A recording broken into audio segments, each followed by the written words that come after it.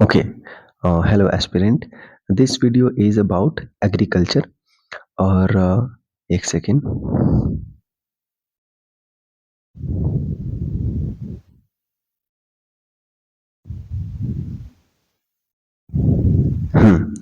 तो ये 9वां पार्ट है इसका है ये।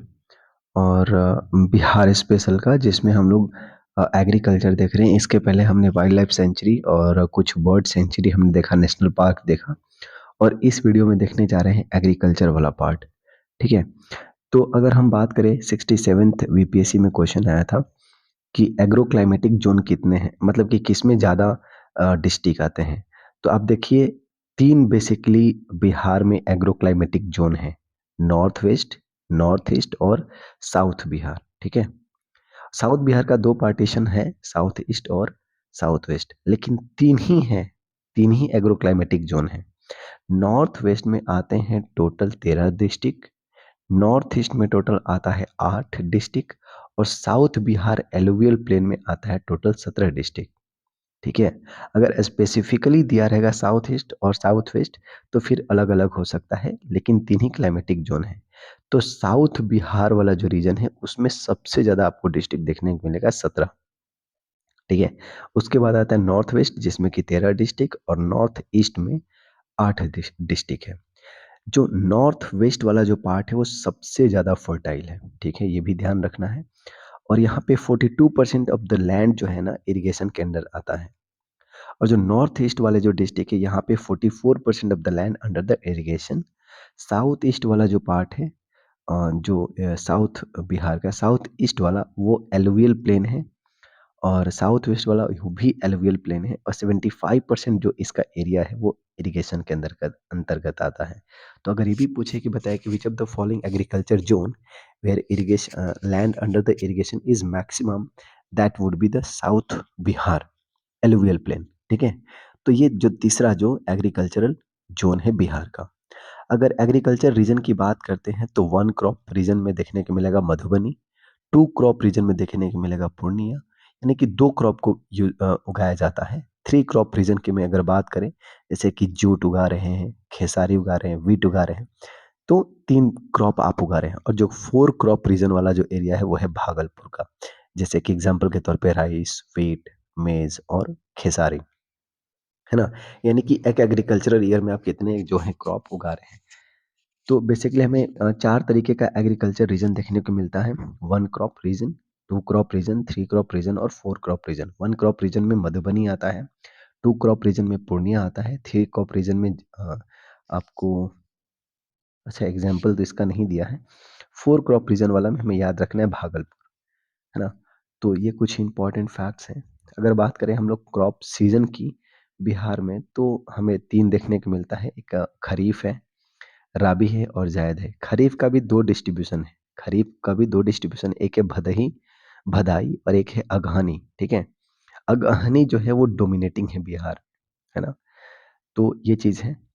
जो राइस बनता है ना यहाँ पे बिहार में, जो राइस हमें देखने को मिलता है वो मेन सीरियल क्रॉप है बिहार का। बिहार का मेन सीरियल क्रॉप जो है वो राइस है। और it is grown over the largest area of Bihar, है ना। तीन तरीके का आपको चावल देखने को मिलेगा। एक होता है अगहनी, एक होता है गरम और एक होता है बोरो। जो अगहनी होता है ना, आप देखिए यहाँ पे लगभग 80%, मोर देन 80% जो बिहार में जो राइस ग्रेन ग्रो किया जाता है वो अगहनी होता है। ठीक है ना। और एक गंडक और कोसी प्लेन वाले रीजन में आपको देखने को मिलेगा अगहनी चावल। ठीक है। गंडक यानी कि गंडक कोसी, यानी कि आपको इस रीजन की बात की जा रही है। यहाँ पे गंडक है यहाँ पे और यहाँ पे कोसी है। तो इस क्षेत्र में आपको अगहनी चावल देखने को मिलेगा जो कि सबसे ज्यादा, मोर देन 80%, राइट। अगर गर्मा चावल की बात करेंगे तो 3% of area of the Bihar में। और बोरो की बात करते तो 2% एरिया में। और ये जनरली आपको बोरो वाला पूर्णिया और वेस्ट ईस्ट चंपारण में देखने को मिलेगा। ठीक है। तो वो चीज़ हो गया। व्हीट जो होता है वो second most important cereal crops है। और मेज जो है तीसरा मोस्ट इंपॉर्टेंट सीरियल क्रॉप्स आपको देखने को मिलेगा बिहार में। ठीक है।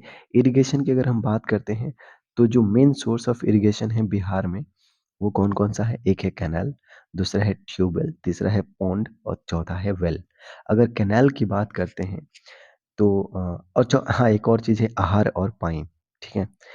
जो मेजर सोर्स हैं कैनाल का, वो है सोन कैनाल और सोन कलान कैनाल का भी 2 पार्ट है। सोन कैनाल का 2 पार्ट है, एक है ईस्ट और एक है वेस्ट, ठीक है?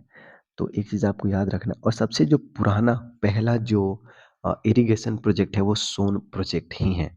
ये भी हमें ध्यान में रखना है। और एक चीज़ आपको ध्यान में और क्या रखना है कि इसका जो ये जो सोन कैनाल प्रोजेक्ट है, वो 1875 में बना था ये, ईस्ट वाला। 130 किलोमीटर लॉन्ग है और पटना हो गया, औरंगाबाद हो गया, जहानाबाद, अरवल, भोजपुर, गया, ये सारे डिस्ट्रिक्ट इससे बेनिफिटेड हैं, ठीक है? कोसी कैनाल की बात करें तो ये 1963 में बना था ये और ये इसका भी 2 पार्ट है, वेस्ट और ईस्ट है। वेस्ट में आपको हनुमानगढ़, हनुमान नगर रिज़र्वायर आपको देखने को मिलेगा इस पे, है ना? कोसी कैनाल पे हनुमान नगर रिज़र्वायर देखने को मिलेगा। और तो क्वेश्चन आपको ध्यान में रखना है कि हनुमान नगर रिज़र्वायर कौन-सी रिवर पे है? तो कोसी रिवर पे है। ये जो कि 1963 में बना था और कोसी बैरेज देखने को मिलता है भीमनगर, नेपाल में। ये भी एक इम्पोर्टेंट है और और क्या चीज़ है? सोन कैनाल के याद रखिएगा 1875 में और बिहार का सबसे पुराना जो इरिगेशन प्रोजेक्ट है वो सोन प्रोजेक्ट ही है। त्रिवेणी कैनाल बना था 1904 में, वेस्ट चंपारण में देखने को मिलेगा ये और कमला कैनाल ये मधुबनी में देखने को मिलेगा। कमला रिवर मधुबनी का मैथिली रीजन का सबसे पवित्र रिवर मानी जाती है ये, है ना? बहुत इम्पोर्टेंट रिवर है ये। तो मधुबनी के लिए कमला कैनाल बनाया गया था और फर्स्ट मेजर इरिगेशन प्रोजेक्ट जो था वो 1874 में वहीं मैंने बोला जैसे कि सोन इरिगेशन प्रोजेक्ट है, ओल्डेस्ट कैनाल प्रोजेक्ट है बिहार में और एक डैम बनाया गया था बारून जो कि औरंगाबाद में आपको देखने को मिलेगा, ठीक है? तो ये कुछ इम्पोर्टेंट फैक्ट्स होंगे एग्रीकल्चर का और इसके बाद हम लोग कुछ मिनरल्स देखेंगे, है ना? तो मिनरल्स हम लोग देखेंगे अगले वीडियो में, right? So thank you so much for that. Have a great day.